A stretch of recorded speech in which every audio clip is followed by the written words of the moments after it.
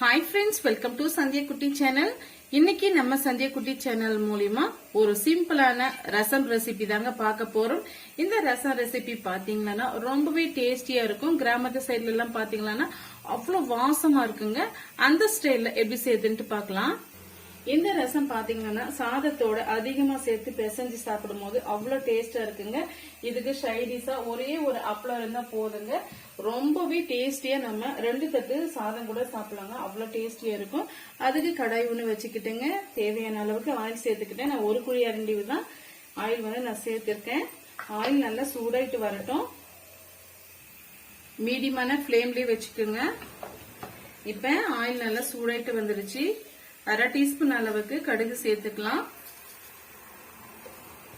அது கூடவே ஒரு 1/4 டீஸ்பூன் அளவுக்கு சீரகம் சேர்த்துக்கலாம்। பாருங்க, கடுகு சீரகம் பொரிஞ்சு வருது। இந்த ஸ்டேஜ்ல 5-6 வரமிளகாய் எடுத்து வச்சிருக்கேங்க। இது பாதி பாதியா கிள்ளி தான் நான் எடுத்து வச்சிருக்கேன்। பாருங்க, நீங்க கிள்ளி வைக்காம முழுமையா அப்படியே சேர்த்துக்கலாம்। லைட்டா காரம் இருக்கட்டும்ன்றதுனால நான் 5-6 வரமிளகாவை சேர்த்துக்கிறேன்। இந்த ஸ்டேஜ்ல சேர்த்துக்கங்க। வரமிளகாய் எண்ணெயில வறுத்து எடுக்கும் போதுதான் ரொம்ப நல்லா இருக்கும்। இந்த கலர் ஓரளவுக்கு சேஞ்ச் ஆயிட்டு வரணும்।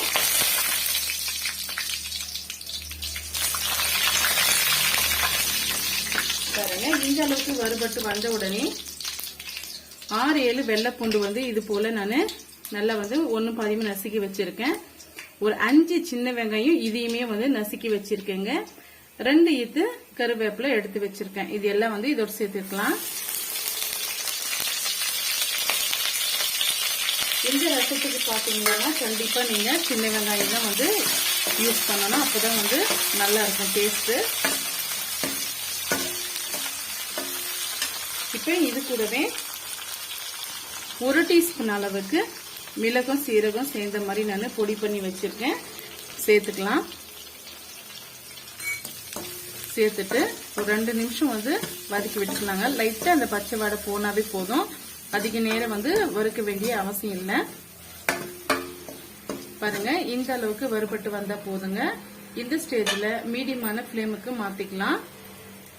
இப்ப ஒரு தக்காளி பழம் எடுத்து கையால நல்லா பிசைஞ்சு வச்சிருக்கேன், சேர்த்துக்கலாம்।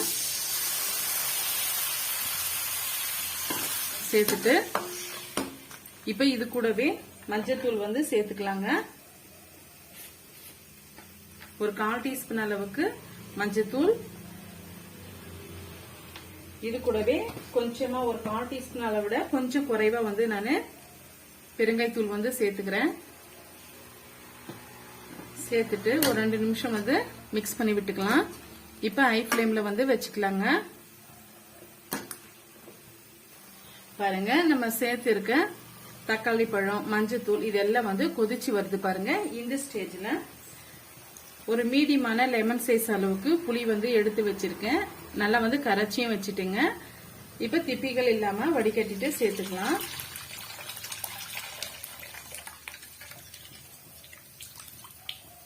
இப்ப தேவையான அளவுக்கு நம்ம தண்ணி சேர்த்துக்கலாங்க। இப்ப எக்ஸ்ட்ரா இருக்கிற அந்த புளி திப்பிகள் எல்லாம் நான் சேர்த்து கரைச்சிட்டு தான் நான் சேர்த்துக்கிறேன்।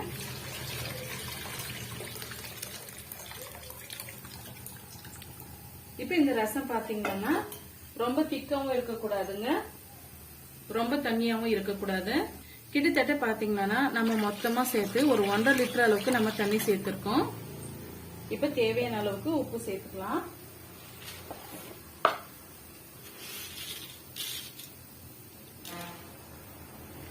இந்த அளவுக்கு நான் கல் உப்பு சேர்த்துக்கிறேன், 1 டீஸ்பூன் அளவுக்கு கல் உப்பு சேர்த்துக்கலாம்। இப்ப இது கூடவே அந்த டேஸ்ட் பேலன்ஸ் பண்ணி கொடுக்கறதுக்காக சுகர் ஆட் பண்ணிக்கலாங்க। ஒரு 1/2 டீஸ்பூன் அளவுக்கு சுகர் ஆட் பண்ணிக்கிறேன்। இப்ப ஒரு முறை நல்லா மிக்ஸ் பண்ணி கொடுத்துக்கலாம்। இப்ப மீடியமான ஃபிளேமுக்கு கொண்டு வந்துடலாங்க। ஹை ஃபிளேம்ல இருக்க வேண்டாம், மீடியமான ஃபிளேமுக்கு கொண்டு வந்த பிறகு மிதமான தீயில வச்சு அது நல்லா லைட்டா இந்த சைடெல்லாம் நல்லா நொர கப்பிட்டு வரணும்। அந்த அளவுக்கு நொர கப்பி வந்த உடனே நம்ம ஸ்டவ் ஆஃப் பண்ணிடலாம்। சிம்பிளான இன்கிரீடியன்ஸ் தாங்க, ஆனா டேஸ்ட் ரொம்பவே பக்காவா இருக்கும்। நான் சொல்ற மெத்தடோட நீங்க செய்து பாருங்க, ரொம்பவே டேஸ்டியா இருக்குங்க। பாருங்க மூடி போட்டு விட்டு ஒரு 3 மினிட்ஸ் ஆயிடுச்சு. இப்ப பாருங்க ஒரே ஒரு கொதி மட்டும் வந்துடுச்சுங்க. நான் ஸ்டவ் ஆஃப் பண்ணிட்டேன். அவ்வளவுதாங்க. ரொம்பவே டேஸ்டியான நல்ல கமகமக்கக்கூடிய கிராமத்து ஸ்டைல்ல ஒரு சூப்பரான ரசம் ரெசிபி நம்ம பார்த்துருக்கோங்க.